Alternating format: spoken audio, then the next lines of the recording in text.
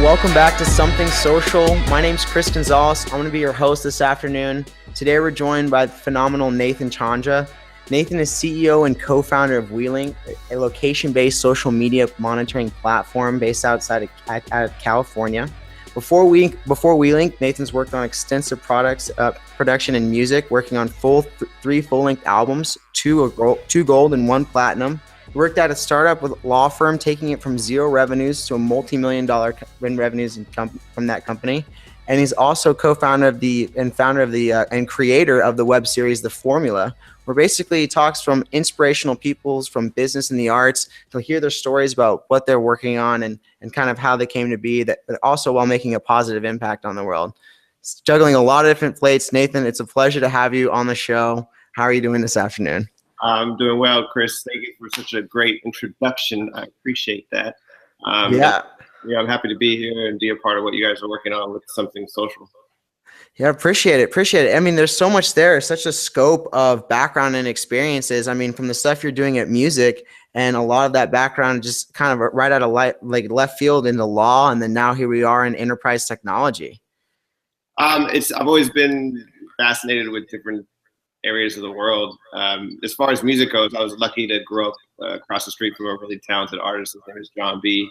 And so, in high school, we're making music, and this guy gets a record deal through Sony and Babyface right out of high school. And from there, we're working with every artist that we wanted to work with. So it was like Tony Braxton and Babyface and Boyz II Men and Tribe Called The Roots and, experiences like that. That was a great way to grow up. And then I just kept learning and changing, and I've always been an entrepreneur. So I like to try different things and, succeed, I guess. Wow. That's amazing. And that was back in the late 90s. You were working on a lot of that music when that was just kind of coming out and getting started. Right. Yep. Wow. What an incredible experience. And how did you kind of get involved going from the music industry into like what you're doing at the law firm, kind of pre-WeLink days before back when you were getting started at the law firm? Well, yeah, before that, we talk about like technology, within the music industry, what I was noticing what I got to experience is moving from analog to digital. So it went from recording on reel to reel or tapes on Tascam recorders to moving into ADAS, moving into Logic, and everything just being on a computer. So I saw the change from analog to digital, and it was exciting to see how technology was, changing that industry. I wanted to make a move out of music. And so my brother's an attorney. He was starting a law firm. I helped him start the law firm. It was a way to learn business, different aspects of business. And I experienced the same thing there. So in the law firm, what gave us our competitive advantage was the way that we modified the software internally to help be more efficient within the office. And so we were like one of the first law firms really embracing technology and doing that with hot docs and crime matters, and lots of databases, document preparation programs. And so that kind of excelled us and helped us, process more cases at a lower cost. Oh my gosh, that's a perfect use case of where like an industry that didn't have technology was before you put some new technology in it, and now here you are developing a sustainable competitive advantage and driving efficiency in operations. Right. So that was great to experience that, and I saw first in the music industry, then in the law industry, which was more to me just like business. Lawyers are very entrepreneurial in the way that they approach their work, as long as they're doing their own law firm and law practice. So we had to build that ground up. But that industry is not for me. I did what I could do with the office, and I needed to move on. And that's when I made the transition into technology. I had a friend that was doing online DJ pools. So it was kind of music and technology. And so I went into the technology industry, wanting to build a world-class company in the music industry. But I didn't do that. I kind of moved into social. Well, but it's like those process. I think the growth is in the process, like even going earlier where it's just like, it's interesting to hear the perspective that you've had on technology and all these different industries where you may not really think that it was there. But like you said, transitioning from analog into the different digital recording mediums, and then like how that changed distribution for music, and then transitioning and driving efficiency in operations. It's just been an interesting take on how you've been applying that. So you were kind of working through some trials and tribulations, kind of getting started as an entrepreneur, like after the law firm, and you worked on some of those DJ programs and it didn't maybe like take off to where it needed to go. And then sort of what happened, like what was kind of happened there? What was the transition period like? Yeah, I tried to build a music company with some guy in India building the product, and the problem was for me, what I learned really quickly is I don't know how to do that. And I'm trying to have somebody in another country develop a tool for me, and I didn't know what I was doing. But I always try. I always give everything my 100%. And I got introduced to Kartik Manamaran, who was my co-founder at WeLink, and he does all the technology. And so when we combined the business guy with the technology guy, it worked because I can trust what he says. And he's, luckily for me, he's one of those rare 100x programmers that can basically build on any technology. That's a great point. Like, I don't want to cut you off, Nathan. So the part of me not knowing how to build something now went away because my co-founder knows how to build it. Right. And that's a great point. I mean, what's some of your advice for those non-technical co-founders that are out there that want to start a technical business and that are in that transition period?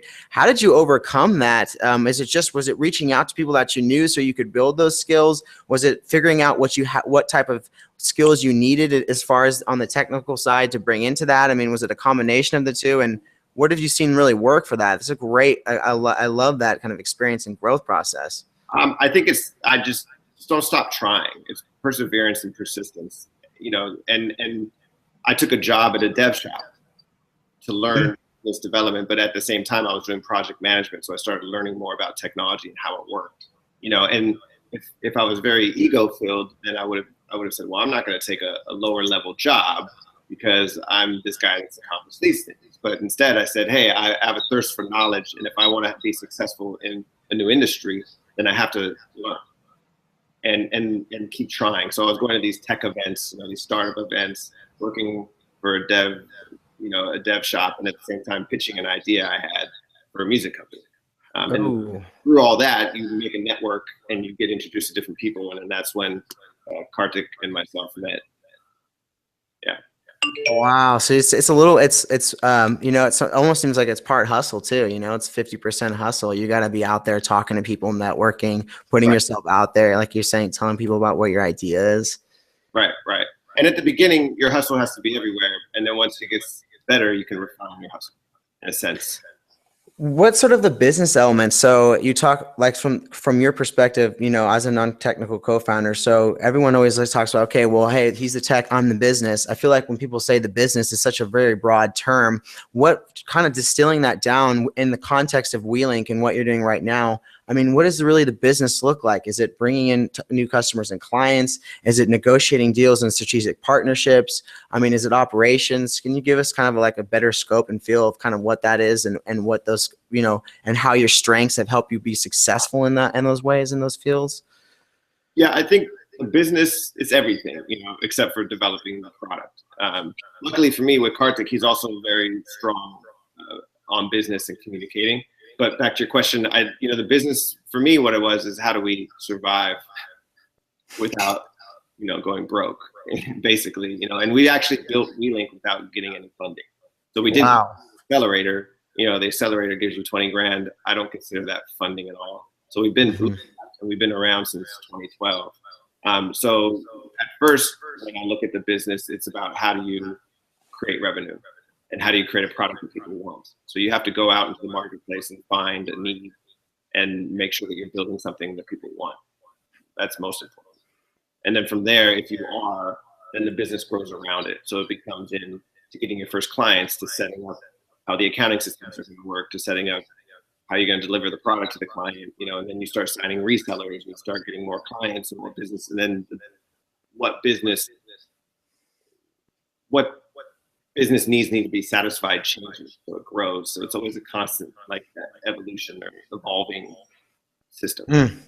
I love that. I love how you started that off with, you started from day one on how are you going to build a business model that's going to drive revenues and the revenue structure, and how we're going to develop a product that people really love. Because I feel like there can be there can be a bit of a disconnect there these days. I think a lot of people look at things and say, okay, well, let's go ahead and get this thing funded up.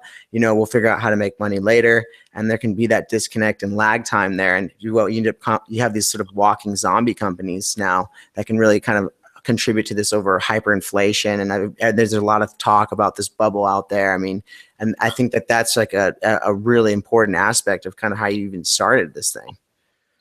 Yeah. Yeah. And, we built products that we had to put away, so we started with a consumer facing app, and we were processing social data that had location tags on it and helped, understand who people were around you.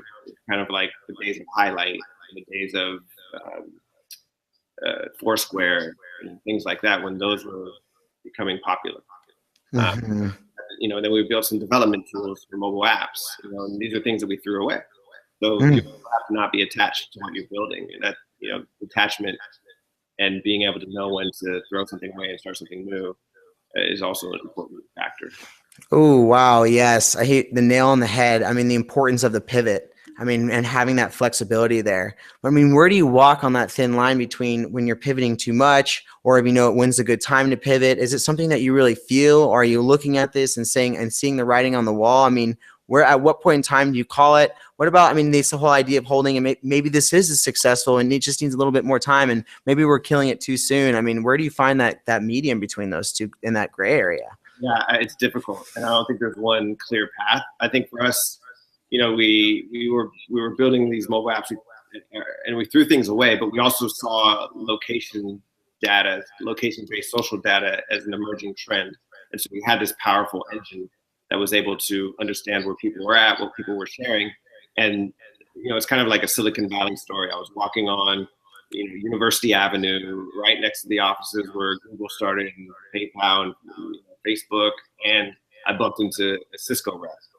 And the Cisco rep, we sat down it was my birthday, and we sat Oh, wow. in the room, which everybody knows in the Valley, and he tells me that he needs to understand what people are sharing on their social channels while they're in hotels. And then I said, oh, I can do that. And then that helped us continue down the direction of one of our pivots. So then we started to build for a need. And it was about being, ready, and being ready to take on that challenge as it came away. Wow. So that's such a lesson on knowing your customer, Right. and understanding what that real need was, because here you were building these capabilities on this technology. And now all of a sudden here's this use case for location monitoring that's coming right out of left field from the Cisco rep that you just bumped into through happen chance. I mean, that's incredible. Yeah. Yeah.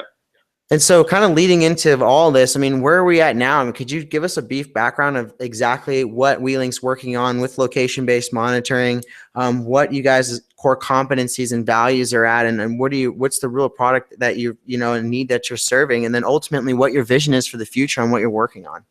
Okay, so what WeLink does is we're a location-based social intelligence platform.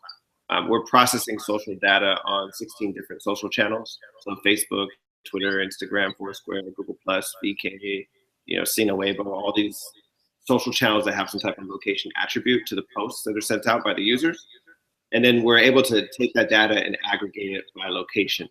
So when a user logs into our platform, a map opens up, and you're able to type in any physical address in the world, put a geofence around the property, and then start capturing the social data that's coming from that location. So that's what WeLink does in a nutshell. And you've seen a lot of different applications for this. I mean, down to sort of some retail. You've talked about hotels. I mean, I know maybe some bar owners, and you've seen some SMB, but now we're transitioning to enterprise. I mean, where do you see other than the real points where you've seen location-based social monitoring really shine? Yeah, I think the lowest hanging fruit is law enforcement.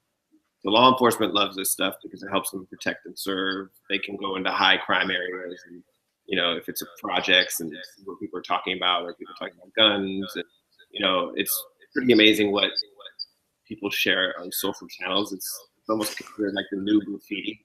Like I literally see people posting pictures of themselves with guns, and, saying they're going to commit crimes. It's ridiculous what people share. So yeah, that's one low-hanging fruit. Another is like government intelligence. So that's another area that's really strong. Retail and stadiums and security. There's a lot of different areas and verticals that the technology can provide value to. I can totally see that, because I know you guys were dabbling on really working hard to develop and work on sentiment analysis and like the howing that and getting that flagged up with people that are saying things that with keywords that could pop for, having just negative attrition and negative values and working on. So I could see how that could easily flag situations like that. Right. So go ahead. Oh no, sorry. I would don't want to jump in. I mean, we just spend a lot of time on our analytics. We process social. We make sense of the social data in 3 different ways. One is from location, one is from people, and one is by keyword. So we consider ourselves location first, but we also process data in many different ways. Wow, and you're pulling from the metadata of the available information that's just publicly available that's out there on these channels. Right. So we have fire hose access where we can, and then if a channel doesn't provide data really easily, we write algorithms and find other ways to process the data and bring it into our servers and our database. That's one thing that's blown me away with like what you guys have been working on is the sheer number of social channels that you can cover. I mean, just the number alone, was it like 27 that you got, like 27 or 28 channels? Yeah, there's a lot of channels. Right now we only process on 16, which is still a lot. We're still in discovery and experimenting with things. New social channels every day that we can use. And that's incredible. So like, where do you see kind of wrapping the show up here? I know we're kind of winding down. I mean, what's really the future kind of work look like for WeLink? What's the future look like for you? I mean, kind of cue us in on what your game plan is for this year. We just concentrate on building a world-class organization that has advanced technology while impacting the world in a positive way. That's really what we're focused on. And when we focus on that, the opportunities open up for us. Oh man, I love that. Skills based, just, you can make it's full 360. Not only can you be successful on the personal front and on a business front, but there's also this element of giving back and supporting the people around you in your community. Right. Yeah, exactly. So key. Well, Nathan, I really appreciate you joining us this afternoon. You're a phenomenal entrepreneur. You're the true definition of going all in on your organization and building an idea from the ground up, self-funding this thing and bootstrapping it from the start. Phenomenal individual. Well, check Nathan out at WeLink.com. And, it's been a wonderful afternoon. Thank you so much, Nathan. Thanks, Chris. I enjoyed being part of this. I like what you guys are doing with something social.